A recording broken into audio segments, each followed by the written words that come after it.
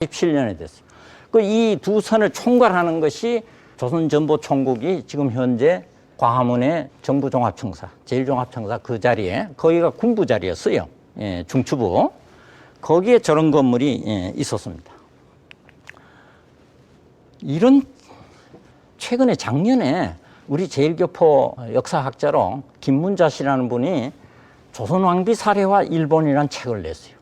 저게 지금까지 사용되지 않았던 일본 군부 자료를 전부 찾아가지고 써서 이 살해 사건의 진실을 밝혔어요. 여기서 이분이 밝히는 게 뭐냐? 이 경복궁 정년 사건은 청나라와의 전쟁을 일으키면서 일본이 한반도에 깔려있는 통신수단, 전신선 선점이 목적이었다는 거예요. 경복궁의 이 총책은 누구냐? 왕입니다. 왕을 포로로 잡아놓고 바로 앞에 있는 전보총국을 쥐는 겁니다. 그러고서 이제 풍도하고 성완 쪽으로 내려가가지고 일본 청나라 해군하고 육군을 공격한 전쟁을 일으켜. 그래서 7개월 만에 외해까지 가서 산동반도 외해까지 가서 아주 속전속결 이게 승전의 결정적 계기가 됐다는 겁니다. 근데 문제는 끝난 뒤입니다. 전쟁이 끝난 뒤에 일본 군부는 일본이 배상금도 3억 엔 받았어요. 대만 요동반도 할양하기로 약속이 됐어요. 시모노세키 조에서.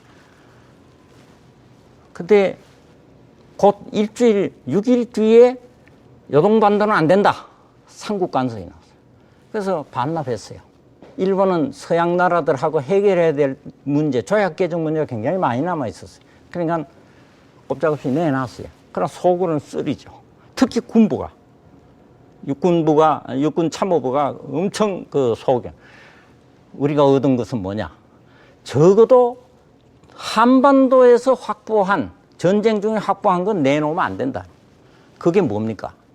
한반도의 통신관리. 이거는 지금 일본이 장악하고 있는 걸 그대로 유지해야 된다. 그래서 이 유지를 위해서 일개 대대병력은 최소한 잔류시켜야 된다. 이게 군부 얘기였어요. 그거에 대해서 왕실에서 무슨 소리냐? 전쟁 끝났으니까 다 한번 나가라. 지금 6천 명 정도 일본군이 남아있다고 그러는데 모두 다 철수하라. 거듭 얘기했습니다. 결국 그거에 대한 보복이 뭐냐? 보복이 일본 군부에서 왕비를 살해하라. 그 왕비 살해를 대원군이 한 것처럼 꾸미고 새벽 4시에 모든 사건을 처리하고 비상계엄 상태로 만들어서 친일 정부를 세워. 그래서 일본이 계속 조선을 장악한다. 이런 계획이었어요. 그런데 문제는 대원군이 나설 때 할까 말까 1시간 끌었대요. 그리고 자기네 오다 길을 잃어가지고 30분. 광화문 도착해서 건천궁 저 경복궁 뒤에 들어가는데 20분 정도 걸려요. 아침 6시쯤 결행을 할 수 있어요. 주변에서 다 봤어요. 다 봤어요. 그러니까 결국 실패한 겁니다. 예. 그러니까 결론적으로 이자가 그 지령을 내린 당시 육군 참모 총장에 해당하는 사람이고 후배 류라고로가 현지 공사로 육군 중장 출신이에요. 그래서 현지에서 총지휘를 했습니다. 이거는 처음 밝혀진 사실로 상당히 그 중요한 얘기입니다. 중요한 얘기예요. 일본의 그 침략성, 그 주체가 한국 먹는 주체가 일본 군부라는 것이 여기서 크게 나타납니다. 자, 이 외에도 지금 여러분들이 알고 있는 이 시대에 대한 역사에서 굉장히 문제가 많은 것들이 많습니다. 사실은 거의 다 반대가 돼버리는 그런 그 상태입니다. 이 농민군이 놀라서 정부가 청나라한테 자진해서 빨리 군대 보내, 진압군 보내. 이것도 거짓말입니다. 그리고 이 아간파천 러시아 공사관의 왕이 최신 없이 갔다 하는 것도 사실은 경복궁이 일본군에 장악되어 있는 상태에서 거기 안 빠져나온 놈이 바보죠. 그게 반대로 돼 있어요. 그리고 독립협회 건도요. 이게 굉장히 중요한 그 근대적인 사회단체인 건 틀림없습니다. 근데 이 무렵에 대한제국 세울 때 일본이 대한제국 흔들기, 황제권 흔들기 위해서 여기에 친일분자들을 침투시켰어요. 미안하지만 관민공동회에 나선 데모하던 사람들이 거의 일본 공사관에 사주를 받고 한 사람. 반은 황제를 중심으로 뭉치자 하는 입장이고.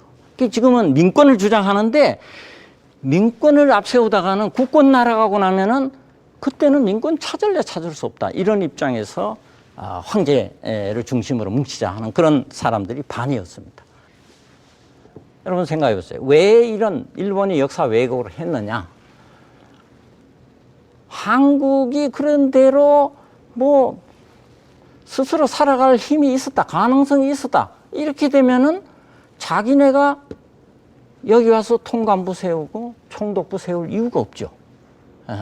그러니까 있는 사실을 또 전부 덮어버리고 한국은 스스로 근대화를 해갈 능력이 없는 나라로서 결국 주위의 강대국이 서로 노리는 그런 대상이 돼서 전쟁의 불씨, 평화가 아니라 전쟁의 불씨밖에 안 된다. 그래서 이거는 일본이 먼저 정거를 해서 선의 통치를 해서 동양을 안정시키겠다. 바로 이런 입장이 한국 근대사 왜곡의 원천이 됐다. 이렇게 얘기할 수 있습니다. 대원군은 먼저 준비하고 나중에 개방하겠다는 이런 입장이었어요. 그걸 일본 사람들이 쇄국이라고 그랬는데, 그런데 이분은 이모군란을 일으키는 건 아주 잘못입니다. 아주 대패착입니다. 거기에 대해서는 다시 또 얘기할 기회가 있을 겁니다. 자, 청령군주 21세의 친정, 아버지 결재라니 스톱시켰어요. 자기가 직접 하겠다. 아버지식으로 하면은 이건 나라가 우리가 살 길이 없어진다. 이렇게 생각한 겁니다. 73년 친정 선포할 때 이미 개방 선진 문명 수용의 입장이었고, 아버지가 82년 이모군란을 일으켰어요. 그래서 뭐 완전 혼란에 빠졌어요. 그때도 왕이 이 군란을 일으킨 사람들 질책하는 교수를 내렸어요. 외세는 이제 거역할 수 없는 거다.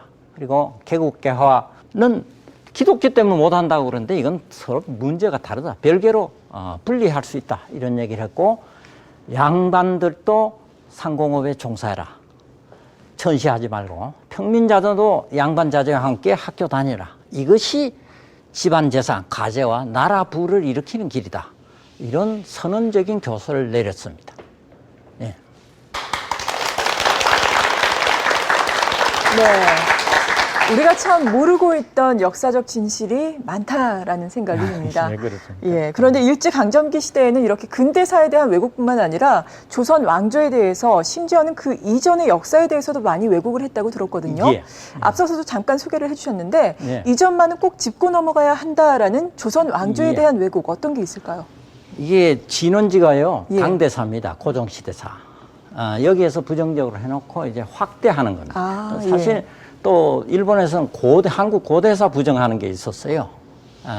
자기네 이 신공항우라는 사람이 남한을 경영했다 이런 얘기가 예. 전설적인 얘기가 있는데 두 가지 해서 양축에서 가운데로 이렇게 밀고 들어가는 그런 식 왜곡이 단계적으로 진행됐습니다. 네, 정말 우리가 역사를 기억하는 건 과거의 비슷한 비극을 되풀이하지 않기 위해서죠.